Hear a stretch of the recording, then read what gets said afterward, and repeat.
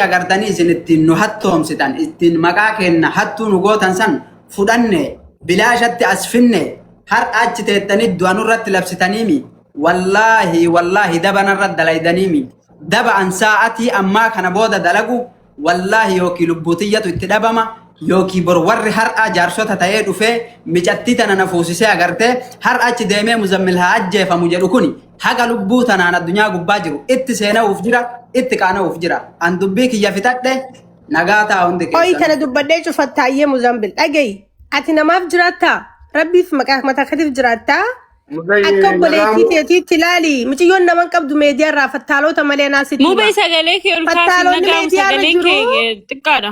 Obsiniin dubbadhaa siif hubannaati an kana qofan dubbadhu laal dhagee Oromoo isin hundinuu laal muzambil miciyyoon naman qabdu fattaalota meediyaa kanarraa ajandaa barbaadee foloowarsii fi maqaa barbaadu malee nama gaafatan immoo hin jiru.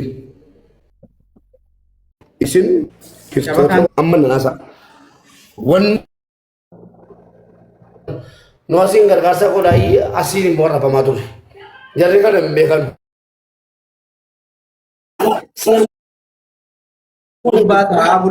Maaltu badeeree amma as jala deemtanii waa baraadii isaati kooppiliin godhaa. Musee ko please mucattii nu fideeti sana booda ergilee bulchuu ta'us nu erguu ta'us waa tokko rakkoon qabu. Bas. Okay Mubaarak micattii tana warri itti na erge sun dhaqee fudhachuu hin barbaadammoo maa inni kaayoon isaanii maa inni kaayoo isaanii beeknee. Musee amma xiiqii keessa galtee nus mufachiifte jechuudha maali bosoo wajjin hin bulle kan nu ergesiin. Nusi ergeen kuno si wajjin hartuu lamaarraa wallaahi ati harka keessaa qabda naan jedhaa meseejiidhaanis asirrattis abbaan barbaade waan barbaade jedhu I don't care nan laalatu wanta gara namaaf bakka kennu si galee amma kayrii hojjedhetti amma ija kee duratti ati keessa jirta hattuu naan jedhaa jiru chikkireelloo I don't care maaliif hattuu miti yaala of beekaa. Mubaarak carraa yeroo xiqqatti. Ishi baay'ee. Muzammil.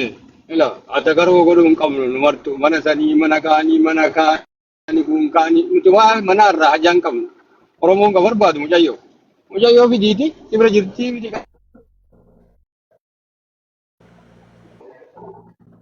Jira. Keessa jirti. Kanaa miti asirraa namni adda waleetiniin maal jedhan beeyta warrumaan jaarsolee gartee waan kana wala keessan nagaa buufna jedhan amma maal jedhan maafiyaa 120 san keessa warra jiru usmiyyee fi muzammil warra waan san dalaguuti warra ijoollee kenna biyya kanatti ficcisiisaa jiru kanaafuyyuu jarri tarkaanfii irra fudhachiisuu qabna afaan ingiliffaatii fi arabiin viidiyoo nu waraabaa gadhiisaa miidiyaa hunda battansaa jedhaa jiranii waan ta'eef hayyee bareeda nu waa qabsiisanii barbaadan nu ajjeesanii walumaa galatti obboleessa lubbuudha waan ta'eef lubbuun tennallee dhabamaa jirti ta mucattillee achumaan dhabamtu hallaqa mana kee gadhaamsititi. Haa deemanii. Dabanu ila yeroo lamaaf dabanu irratti yaaddanii wallaahi kakadhee miira keessaa bahi miira keessaa bahi. Na dhagaa. Osmee. Ila.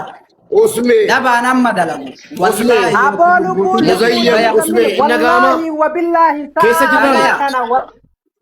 La keessa jirra. Muzayyee injirra keessa. Nagaama. Osmee maal taate? Warra jaarsota Mubaarak Rabbi jedha nabaasaa mana dhufachuu deema. Jaarsota warra ani isaan amanee. Muzambil koi kata dubbadhee gabbuu qoi mubee ana saa guddaan fadu. Qoi bakka yoo akkana ta'e yoonii fi labsii sinirratti labsaa jiran kuni gaarii miti dhageeffadha. Maciyyoo saniifillee yaadaan jira warri labsii akkanaa labsu jiru mubee tasgabbiin dubbannala dubbii walillaa qoomiti. Wanni kun lubbuu namaati. Isaanillee lubbuudha ijoolleen tunilleen. Maciyyoo sanillee lubbuu namaati. Lubbuu namaatiif yoo yaadan warri achi taa'ee dubbii fattaalu sanilleen dubbii hanga maciyyoo san gabbaatu nageen dubbii walillaa kun qabamu baariq akka kiyyatti. Tole. Obsini dubbadhaa Muzambil obsi biroo. Atillee amma Muzambil namni waan kana harkaa qabusihi waan kana malatti godhuu dandeessaa waan silaa jechuu feetu dubbadhu uummata irratti wayaa dubbatu mees meeqiyya. Keessan beeytu. Niin beekaa sharri hawaasaa kana keessan beeytu waan takka keessan jirtu miskiina rabbi itti dhiisiyati.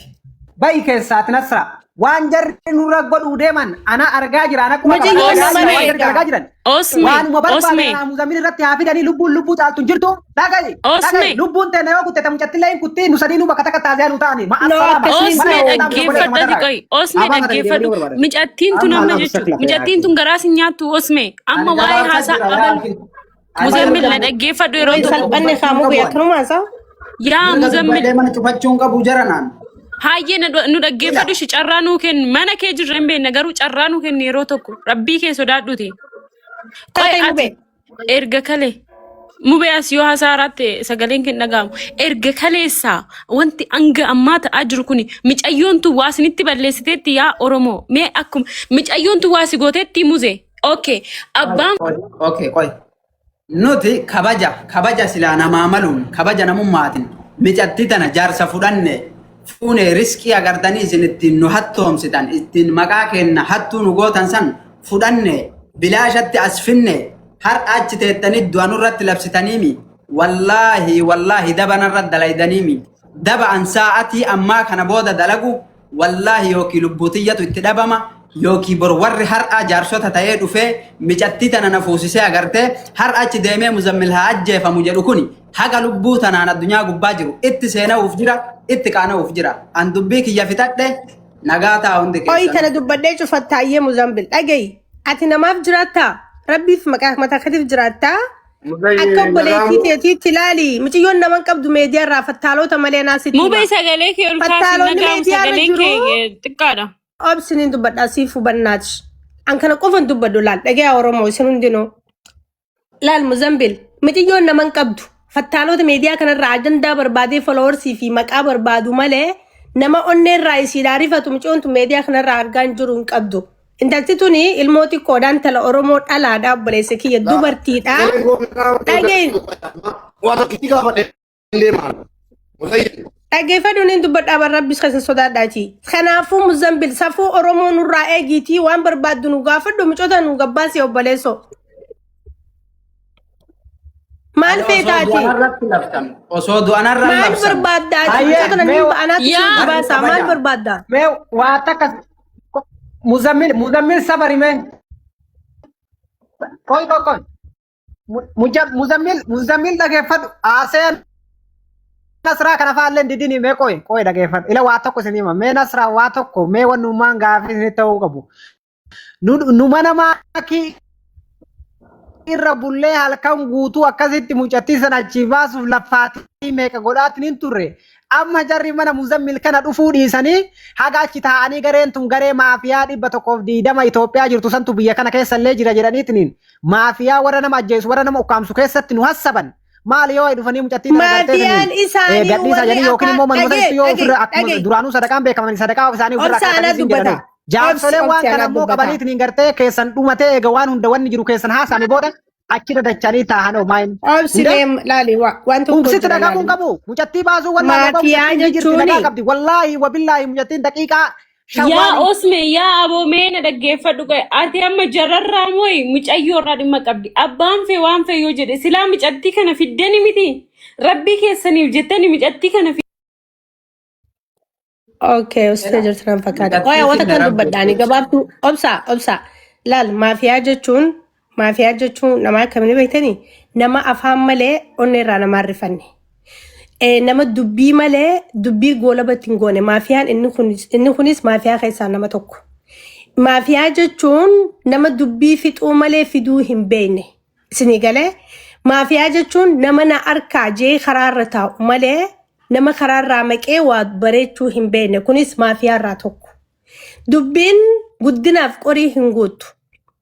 Dubbiin mucayyoo tanaa akka nama bishaan shuquluu godhaa jiran halka dhedaatirraa haga ammaa jechuudha. As ta'anii suuditti taargaa makiinaa erguunis furmaatan ta'u. Mucayyoo achitti ballaqanii mana mootummaa geessuunis furmaata hin ta'u. Akkuma duraan sawwaaqanuu ergaa jaansanitti sawwaaqni eega ergame waan akkaataa mucayyoon tun itti baatu yaaduu malee meediyaa irra ta'anii nama Suudi Arabiyaa jiru sodaachisuun furmaata tokkollee akka hin finne gaafa ijoolleen achitti wal tumtee wal miidhaa turte san argine. Sama koo. Kalas. Sini galee kanaafi mucayyoon mala itti godheetumaan Muzambil akkaataa itti gadhiisuu Waraabadha. ta'uu barbaadu akka namni diktaatar irratti ta'uu barbaadu. Gastirra kaanii namni nu arrabsaa ture. Ijoolleen tun hattuudha. Kan barbaata akka keessa hin jirre. Hattuudha mallaqa irratti dabalatu barbaaddi. Intala Oromoo hawaalaa gaafatte. Kuni seenaa Oromoo keessatti waan takkaan dalagamini maalidha? Bakka wanni jedhame sun hundi waan shurursi jedhu kana waan atuu yaaddeetiin sammuu kee keessa hin jirre. Namni aboo hawaalaa yoo gaafatu barbaadde dhageeffata. Dhagaa isitti hima. Waa tokko bara Oromoo waan beeku dide. Mucattiin sun akka mushawwara sana ol kortee nanaa Muzammil yoo barbaanne shabakaa keenya gacufannee jenne. Hayyee mee amma fakkeenyaaf hawaalaan nu yoo gaafatu miidiyaa kanarraa badee si jammari shabakaa ofii cuufatee achiin dhokatee akka barbaade badee hawaalaa gaafachuu danda'a. Nu miidiyaa irra teenya jira wajjin cinqamaa jirra. Akka guyyaa guutuu ta'uufiitiif osoo irri barraafin akkasitti wanna jedhaa ture. Anamma akkanatti fakkaatetti ajandichi nama baay'ee miidha beekta nama baay'ee miidha mucattiitu hangafa. Meeshiin godhee kana naan rabsaa uuzbil. Arra guys by the way wal arrabsuun gaarii miti jarallee warra hundaan arrabsina arrabni waa balleessa malee waan tolchu. Lubbuu namaatti garraasaa jiru. Nama walillee arrabsina. Ani waan tokko maa inni beektaa wallaahi wabillaahi warra koomantiin warra kun irraan kaa'an. Si galee maaliif warra xiqqoo ati gartee nama Oromoo duratti nama gaarii fakkeesseet ni gartee muudii namarra qabatee nama cabsuu. Usbee dhageeffadhu odomaan maani lafaa ka'ee waa'ee mucattii isaa irratti sin tuqe waan amma jette saniif sin jedhe laal. Si tuquu isaanii qofa laalin ammatti deebiin deebi'ee yoo barbaachisaa ta'e jechuun amma mucattii furmaata argattee mucattiin bakka wayii qabattee gajattee booda bar namni si tuqu target si godhe yoo jiraate irraa haasofta garuu amma rakkoo nama tokko namni biraa kan miidhamne. Gizee tokko si wajjin haasa'u daqiiqa takkaaf. Haasa'e. Ilaa Muzammil mucayyoon tun kaleessaa anatu shii ofitti fuudhe anatu siifoo biraan naqee anatu maakii biraan naqee. Yoo mucayyoon tun waa tokkos taate ani zalaalamii kiyya guutuu akka nama ajjeesettanan owwaqqasa sababni isaa odoon gaafa ishiin dhuftee rakkina ishii sana biiftuu akkana ta'e naan jettu san noo ani hin danda'u jedhee ofirraa buusee jiraadhee bakka kanan geechufaa jedhee yaada yoo dammoo gizee sana akkuma taate ta'e akkuma waan isi godhe achumatti ta'e jedhee ni jiraadhee waan rakkinni kun ishiirra ga'u natti fakkaachuu dida si galee dhugaa rabbii Muzammil boosiin ani si qabaa ture agartee miti sammuun kiyya kuni Rabbi akkanatti akka abiddaatitti na gubaa jira. Guyyaa guutuu suuqii keessan hojjedhe hojii takkan hojjedhe. Warri moodeetara. Si galee garuu ati dammoo nama beekadha nama guddaadha.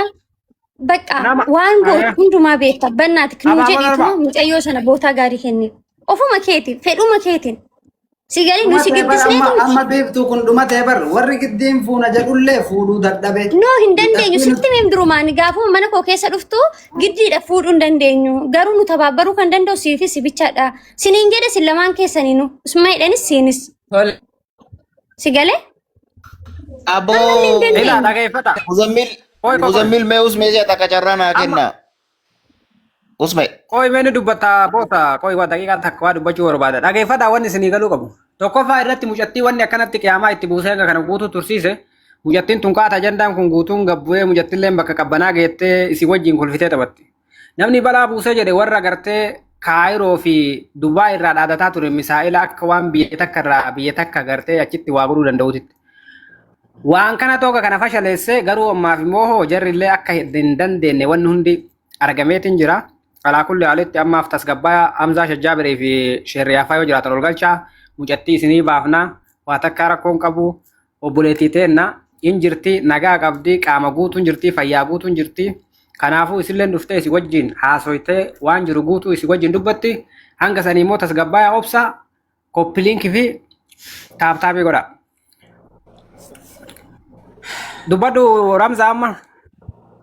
Ayyee waan gaarii dubbatte ammaal jechuu barbaade beektanii tokkoffaa bagaan fidin iyyuu ammallee osoo turtan iyyuu natti tola jechuudha. Maaliif inuu mee warri iyyee akkasi isin qabsiifnaa seera minaamina jedhu sun seeraan akkami akka nama qabsiisa san nu haa agarsiisu. Suudii isaantu beekaa fi Kaayiroo ta'anii yookiin biyya biraa ta'anii beekanii haa agarsiisanii osoo xiqqoo turtan iyyuu. Mucattiin lubbuun akka jirtu Ramzi please yookiin nama ukkaamsee miti nama lubbuu namaa yookiin itti hajamu Ramzi miti. yaadoo kunuuf jedhu Dhageeffadhu biiftu saniifi miti ani. Nama baay'ee ijoollee sana dhaadate nama ajjeefne Muzammil kunillee yoo ta'e karaa nagayaati mucattii tana hin fidaa nu baasa jedhanii itti seenan. Waan akkanaa osoo ta'uu beekanii itti seenan ijoolleen kun. Garuu warri funni jedhee fooloo fi giiftii ittiin sabatu sun mee waan isaan fidanuu ilaallaa dhiisaayyuu. Wama isaan fidanuu ilaallaa. Mucattiin lubbuun hin jirtini. Ramzi miira keessa Dantaa isaaniiti. Warri dhaadate sun waan isaan fidu warri qeessutti sun. Dhaga'i. Ramzi shaa dhiifama wajjin waan amma miira keetillee argaa jira si hubadhaani garuu immoo maa inni beekta wanni jiru tokkoffaa irratti jaran immoo akka haqimii hin qabnellee ergee jira uummanni Oromollee nullee agarree jira haqimii jira jechuudha. Si galee amma nuti wanni barbaannu immoo mucattiin tun miskiina. Mee as jala yoo jiraattan hababaa darbaa. Osuma jarraa. Hin agarree. Rakkoon qabu hundaafuu rakkoon qabu baga itti agarsiiftan garuu haa argani. Ila isin warri asirraa iyyaa turtan sun tokkoffaa irratti nuti nama du'a sodaatu miti. An obboleessa du'aati an jalqabuma. Waan amma isin ittiin na sodaachiftan kanaan qubaan qabu. Seera fi jinni isin ooftanillee nurra seeran bee.